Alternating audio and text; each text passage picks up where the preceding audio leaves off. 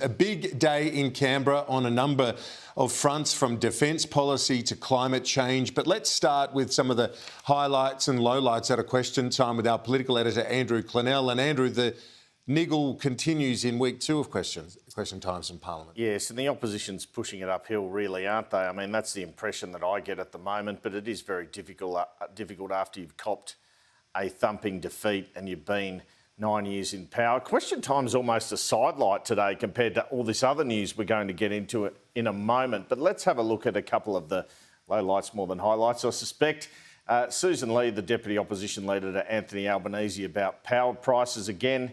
He had a strong pair of retorts.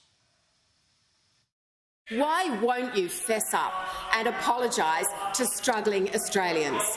On the 21st of May 2022, 77 members of the Australian Labor Party were elected to the House of Representatives. And those 77 people were elected with a very clear mandate to end the waste and the rot. Peter Dutton, for the second week in a row, really, trying to level the charge that Anthony Albanese's mates with the CFMEU. Again, he was strong in response to the Prime Minister.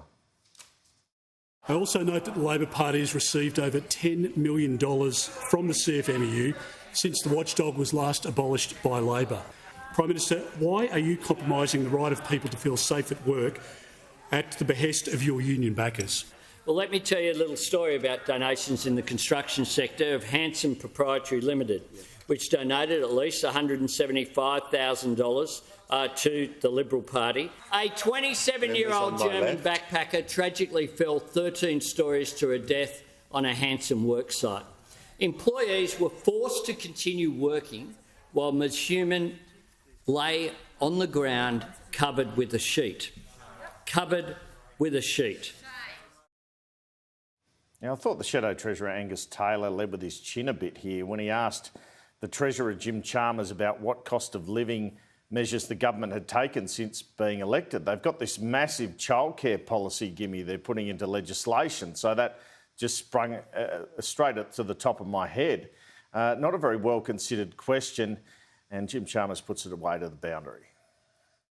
Can the Treasurer name a single new initiative announced since coming to government that will address the rising cost of living pressures facing Australian households and businesses?